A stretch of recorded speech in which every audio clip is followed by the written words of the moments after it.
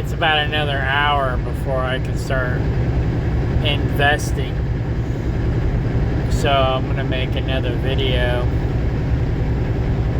Oh, I guess I'm not going to end up going to Rumble like I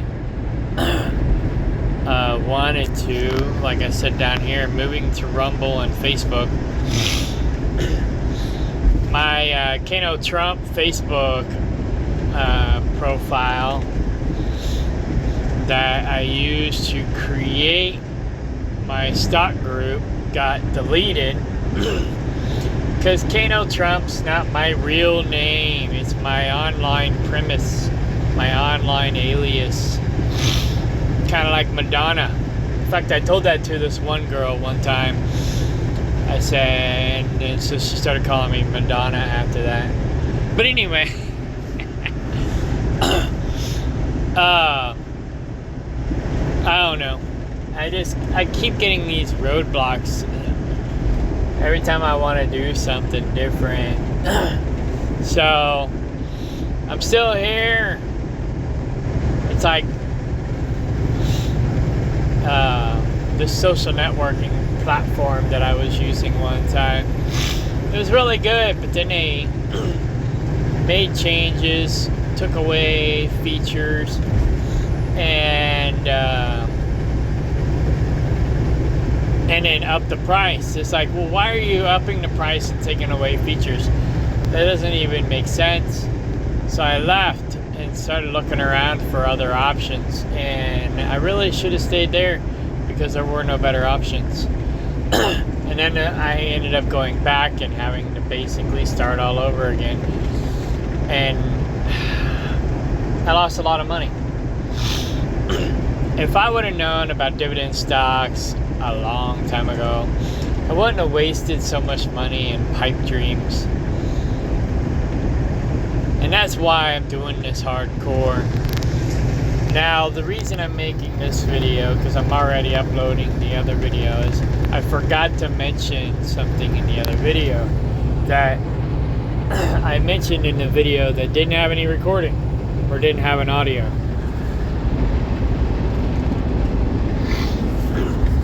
And that is Dividend Cuts.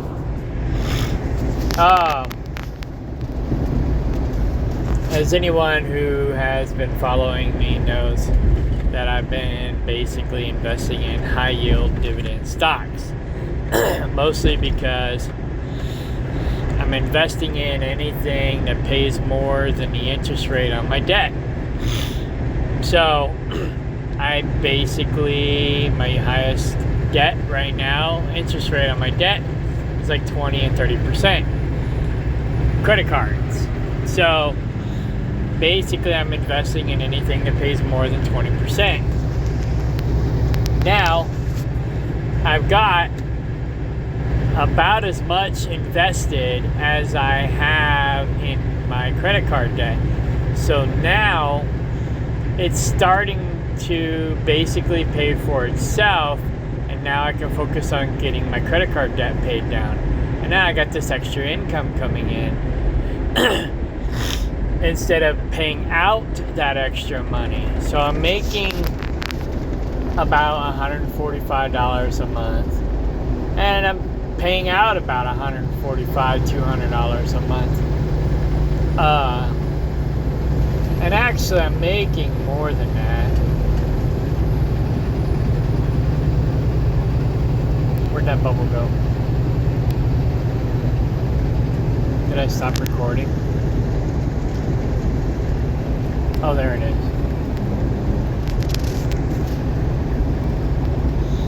So actually I'm making, what the fork, I just moved that. Oh, there it is. So actually I'm making more than that. Okay, so here we go. On average, I'm making more than the interest rate that I'm paying on my credit cards. So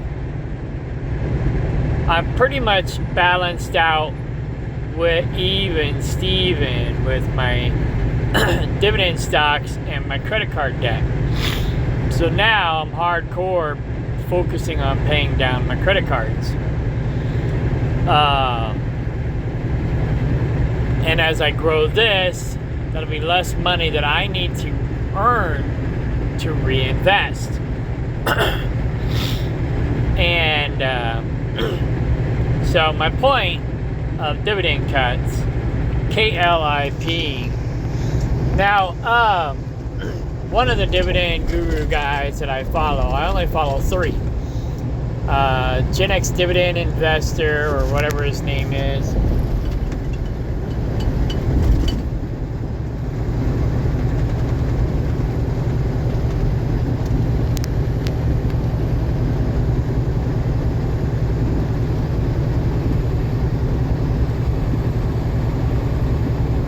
What's up, everybody? Gen X Dividend Investor here. Yeah, that's his name. So Gen X, Dividend Investor, Dividend Bull, and the Minority Mindset. Those are the 3 main guys that I follow.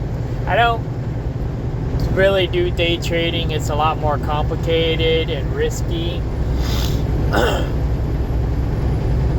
That being said, I have made money in day trading, and I've lost money in day trading. I started out day trading. So, I think it was Gen X Dividend Investor that was basically saying that one of the biggest problems he sees with high yield dividend investors like me, if you will, is they get burned out because once they get their dividend cuts and they lose money, they lose interest. And I feel that because if you look at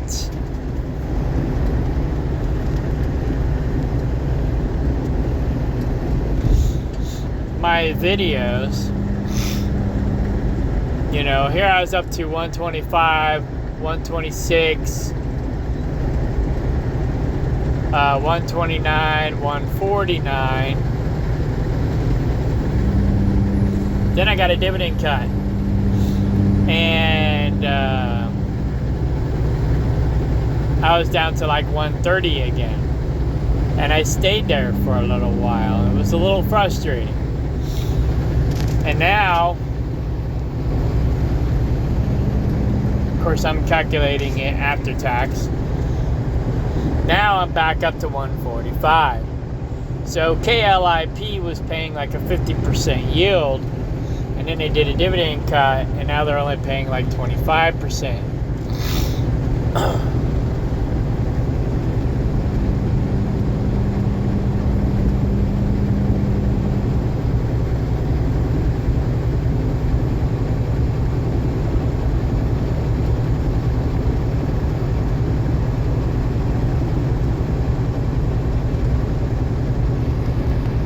Go.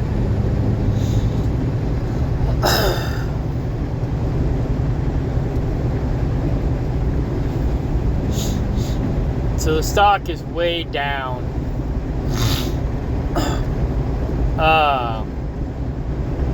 And I might lose money in it.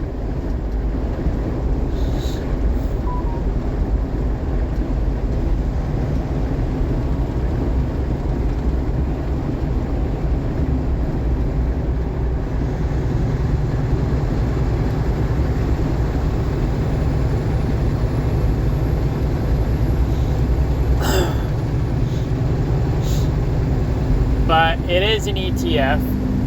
It's a Chinese cell phone and internet ETF. They're probably only losing money because of Trump's tariffs. But once Trump and China come to an agreement, this will probably fix itself.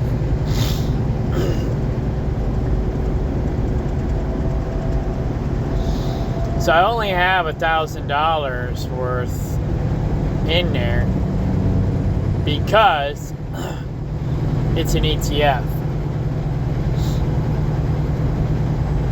Now,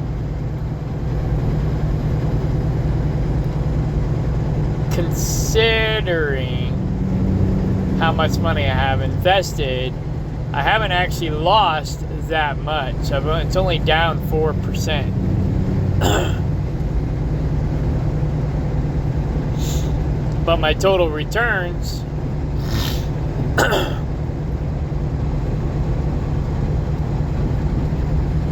is up 6%. So I'm not a guru guy, so I don't know what that means, what to tell you. What I do know is that they were paying like 50% yield. They dropped it, they cut it in half to like 25%. Now it's back up to like 35%. So once the stock recovers, I'm sure they'll start paying better, and then I'll have a better monthly income. So, now, here's the kicker. Now, because this is an ETF, I'm putting in a little extra, right? So, let's say it pays 35%. When it pays out, I'll throw in, if I have the money, $350. Okay? Well, once it's paying me $350 a month, I'm not going to invest more than $350. I'm just going to keep reinvesting the $350. And then I'm going to pocket the rest, or use the rest to reinvest in other stocks that might pay a lower yield. So I'm using these higher yield dividend stocks to help me fund the lower yield dividend stocks later when I get my debt paid down. And I understand I'm going to get some dividend cuts on these higher yielding dividend stocks, but when they fall below the percentage that I want to invest in, then I'll stop investing in them until the dividend yield goes back up. Now, that being said, I'm not going to always be investing in high yielding dividend stocks. I'm just doing this to get caught up. You know, yeah, it's high risk, and it's fast money. Sorta. But it's just my preliminary launch, if you will. My preliminary attack. Like I said, once I get my credit cards paid down, which should be this year sometime, then I'll be going to the next level and investing in dividend stocks that pay a lower yield. And the reason why I'm focusing on yield is because, okay, basically, if they do a dividend cut, it's a lower yield, therefore I invest less money. If the stock is up, then now's not really the time to buy, but they say always be buying. So if the stock is up, the yield goes down, so I invest less money. If the stock goes down, the yield goes up, so I invest more money. So it's kind of like a double strategy in one. I don't have to worry about watching the stock price go up and down, whatever. I just wait till I get my dividend payout. I go look at the yield. Boom. If it pays 35%, I throw in $35. If it's an ETF, I throw in, might move that decimal point over. Instead of putting in $350, I might put in $352. Some stocks only let you buy shares. They don't let you buy by the dollar. And so with that, I just get as close to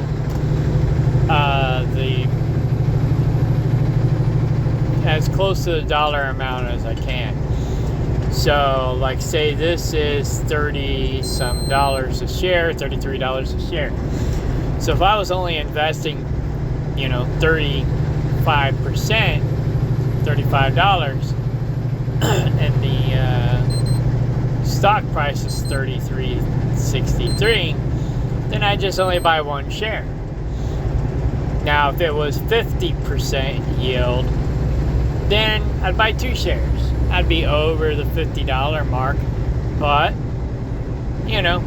whatever. If I had the money to put in to buy two shares, I would. If I didn't, I'd just buy one. If I didn't have enough to buy one, I'd wait. So, I'm basically just investing about 10% of my income. My IRA is making about 20-25%, so it's doing really good. And I used to think that I couldn't cash that out until I was like 75, and I was like, what's the point of even having this? I may not live to be 75, but that's, I think, Social Security. So at 59, in 9 more years, I can start collecting on my IRA. If I realized that sooner, I'd have probably put more money into it. But that's okay. Once I started doing this, I been mostly focusing on this so I can learn. If you don't get in and you don't get your feet wet, you're not going to learn. If you just read books and watch YouTube videos and you don't actually do it, you're not actually going to learn anything. You got to get your feet wet. You got to get in there and get your hands dirty. So, yeah, I've lost a little bit of money, but overall, I've made money. So I'm doing good. I'm not complaining.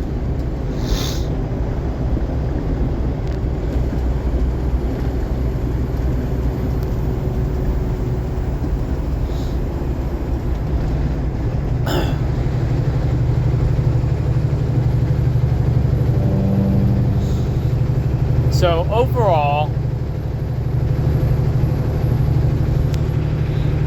my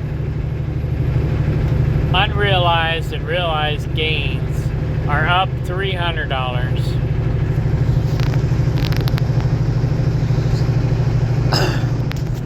And my dividends, this is just with Cash App, and my dividends were $461. So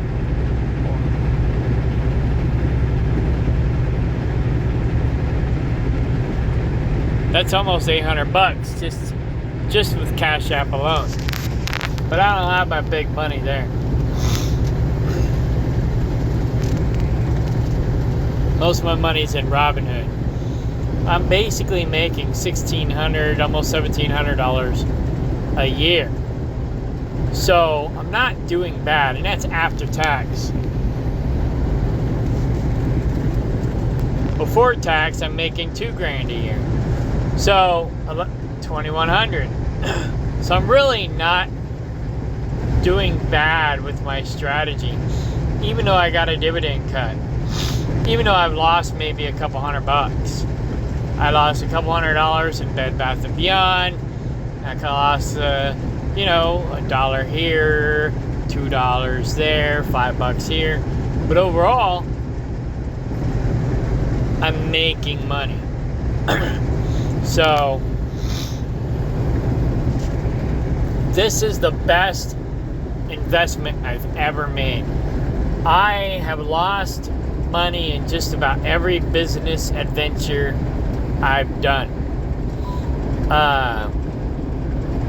The only money I've really made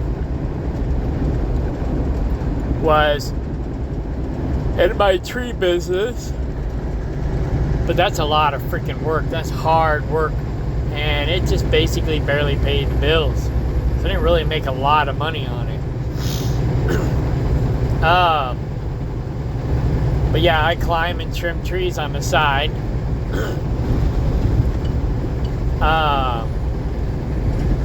the date lines. I had a 1-900 number date line back when 900 numbers were a thing. And I've had some online date lines that did pretty good back when date lines were doing pretty good. Date lines are pretty much dying out now. They're pretty much just hookup sites nowadays. And if you're looking for love, date lines is not the place to be. It was in the beginning, but not anymore. It's just basically hookups. 80% of women competing for the top 20% of men. So, unless you're in the top 20 and you're just looking to hook up, you know, date lines might be good for you. I mean, I've had some success with date lines, but overall, you know, not too much. And I'm above average. I'm not a what do they call them, Chad. And I'm not ugly. I'm in the normal category, and I would probably be considered an above average normie, like a 7, you know, maybe even a 6. So anyway, yeah, but date lines, money making, that's what I was talking about. So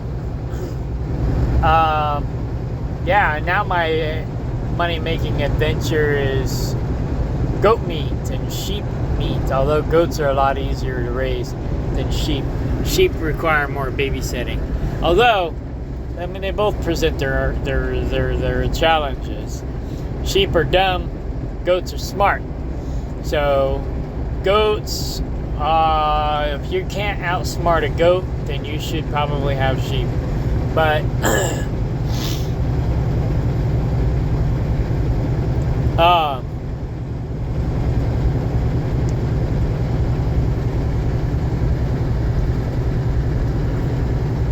yeah, I guess it just depends on your intellect level. But sheep are easier to raise because they're dumber, but you know, they don't get into as much trouble trying to break in or out of things. But sheep are also more difficult because they're dumber and they require more babysitting. Where goats, I can be out here on the road for a couple weeks and the goats are fine. They take care of themselves. You know, they might get into some trouble, but they take care of themselves. You know, that's the biggest problem with goats, is they get into trouble. But otherwise, they're great. You know, if I had more land and didn't have to worry about them roaming, then it wouldn't be a problem. But anyway, maybe one of these days, once I get my dividends up. My girlfriend always says she's going to give me a shirt that says, once I get my dividends up, because I'm always saying, once I get my dividends up, I'm going to be doing this, I'm going to be doing that. You know, I'm not going to quit my job. I'm just going to do something else. Work part-time or something. But, you know, I've got 1 week's salary now per year.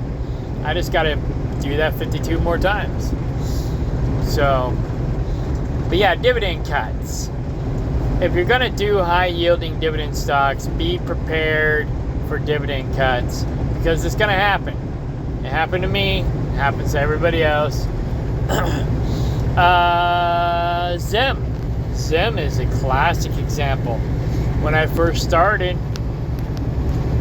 Zim was my favorite high-yielding dividend stock. They were paying like 50% dividend. And then they went upside down. And they didn't pay a dividend for a whole year. And I got my brother involved, I got my girlfriend and my dad involved. And then Zim went upside down, lost money in their stocks. Even I got scared. They looked like maybe they were going to go bankrupt. And then when they did finally pay a dividend, they only paid like 3%, 2%, something like that. Let's see if I can look at the history.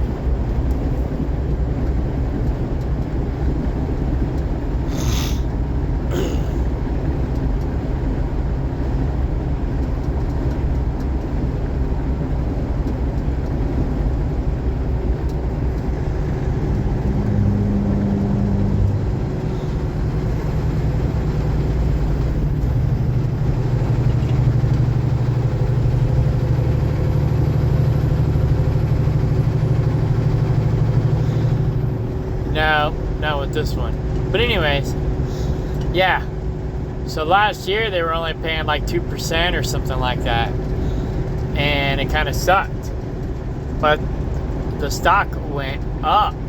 And I ended up making money on the cash value side. So I cashed out what I should have made in dividends. And I slowly been putting money back in. I don't have as much as I had in. I only got like $275 in right now. Where I had over 1,000 in. I think I had $3,000 in at one time. Or no, I had $2,000 in. Made 1,000. Cashed out. Actually, I had over $3,000 in. Well, I had over $3,000 when I cashed out. And I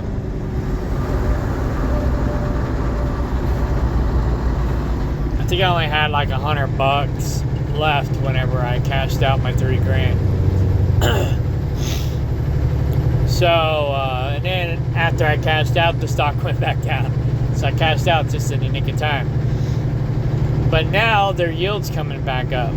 Now, should I have cashed out? Probably not. I should have left it alone. But I needed the money. So I cashed it out. I made the money on cash value that I would have made in dividends. And so I was ahead of the game. But now the yield's coming back up. But yeah, they're a good example of a dividend cut. So it can be a little bit of a roller coaster with some of these stocks. Now that I'm not so desperate anymore, I'm not going to be cashing out my Zim stock. I'm going to keep it. So, with these guys, though, I'm not going to treat them like an ETF or anything, even though I do like them. They do seem to be somewhat stable. Their stock does not look stable. It's always up and down. So,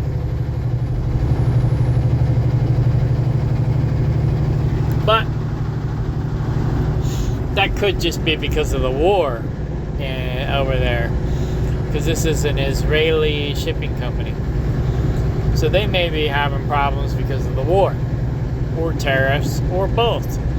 So, anyway, I like Zim. I've always liked Zim. I'm going to be making like $45 here next month from them. Hang on while I enter my password.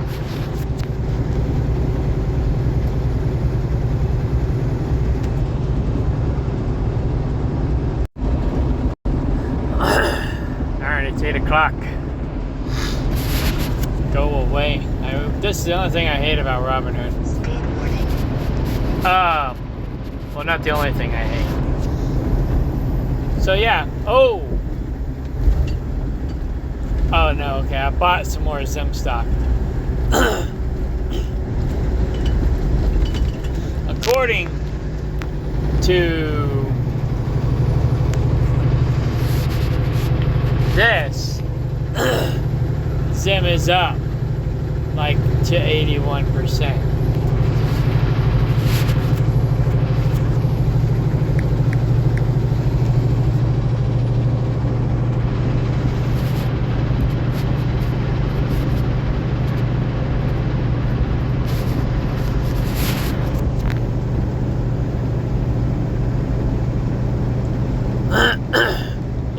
slow.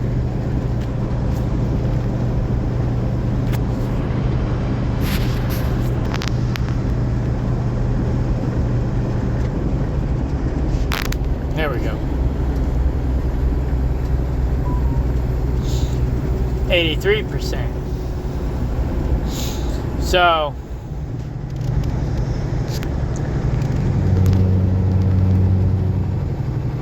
hang on.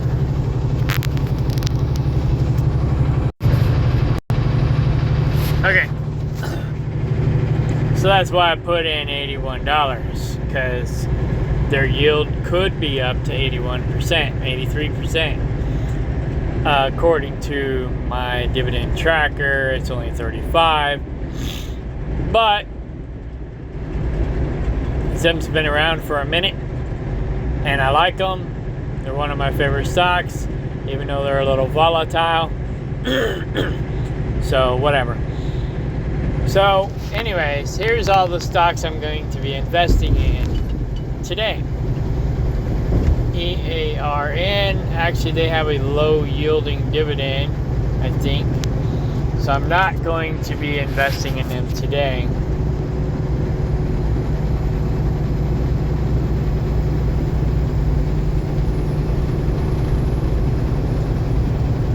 Oh, it's not low. It's just under 20%. So, yeah, I could throw in another $16. Or maybe I won't. I don't know. I haven't decided. But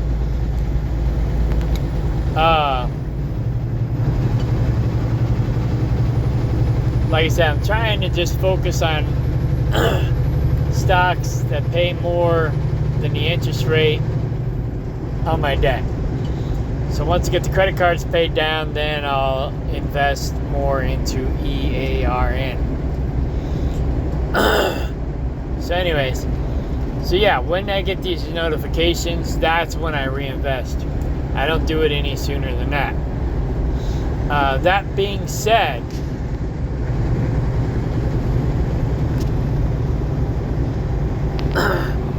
Sim's a little bit different because I haven't got a dividend lately, but I'm getting one on April 3rd, $43. So it looks like they're gonna start paying quarterly again, and so I went ahead and just threw in some extra money because I haven't gotten a dividend payout since December. But I got $22, so not too bad.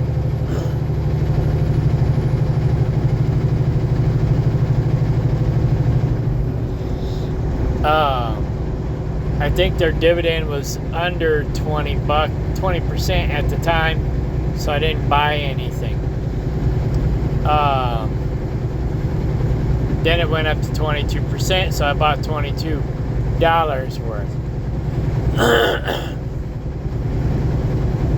Then it went up to 38%, even though I didn't get a dividend. For whatever reason, I kind of been paying attention to them lately, and so I threw in another $38, and then I found out that the dividend was probably higher to 81%. So I was like, what the hell? I'll throw in another $81.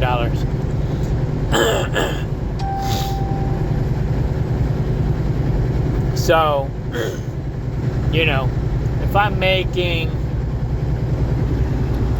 $50 almost on $100, I'll make $100 almost on $200. So, you know, yeah.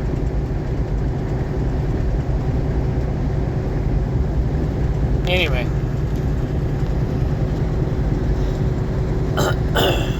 so that's them. But yeah, they did a dividend cut, and it hurt. But once I've got more money in the bank and I'm making more money out of dividend stocks, it won't hurt as bad. You know. And once I get more stable stocks in here, I'll barely notice it as much.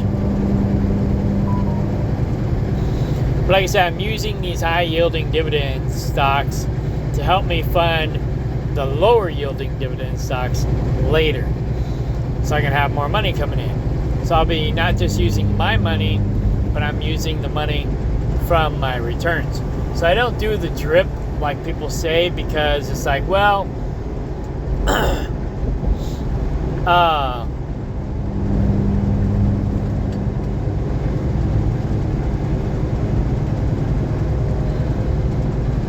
like Robinhood, sometimes they won't let me invest in stuff. Like the other day, BlackRock, I got this dividend yield, or I got this dividend, and I went and looked, and it wouldn't let me reinvest. It said this stock is not supported.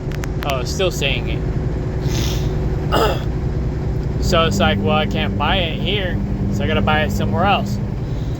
So that's why I'm not dripping it, because of this.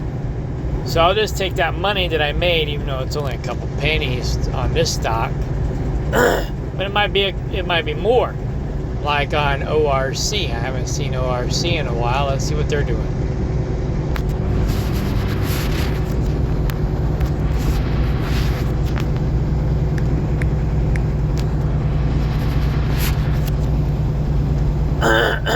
Oh, I can reinvest now with ORC, but when I get a dividend, it'll probably say, oh, you can't reinvest. Oh yeah, see, I got ORC dividend pending March 28th, which is in 2 days.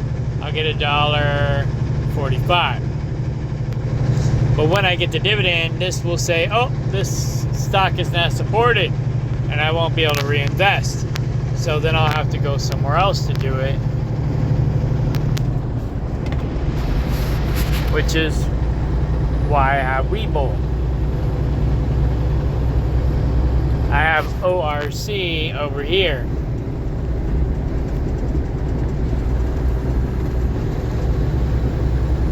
Hang on. Alright, so I have ORC over here. I basically have all the stocks that I cannot buy with Cash App or Robinhood over here. There's ORC.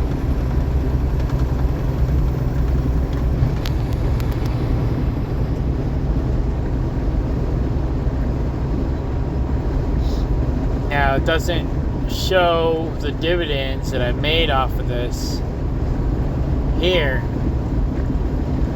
but yeah, I basically made money over here off ORC. So when Robinhood won't let me buy ORC, I come over here to Webull and buy it.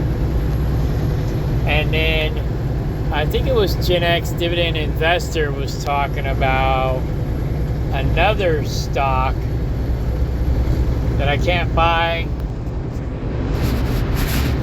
at any of these places except for Fidelity. So I now have $100 in there so that I can invest in other stocks. So I'll buy $10. It pays 10%. So I'll basically buy $10 worth. And then when it pays me my $1 or whatever,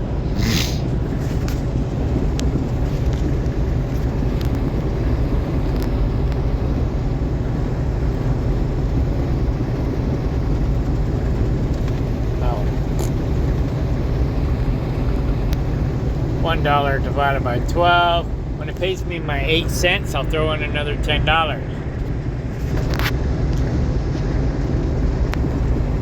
And I'll just keep growing it until it's paying me $10. And then I'll keep putting in $10, and I'll keep pocket the difference. Or I'll use that money to help me reinvest in other stocks so I can grow my portfolio. So yeah, basically when it gets above, when my payout gets high enough, then I'll start keeping the money. I won't be reinvesting anymore.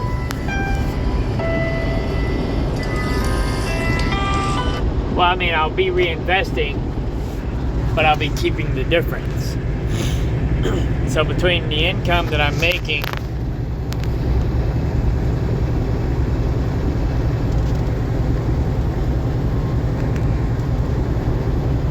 over here and the income that I have from this job,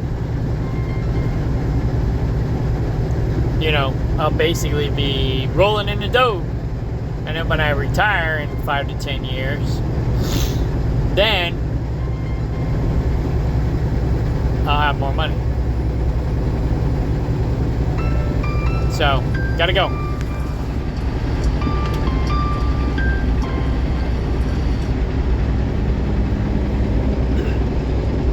Good morning.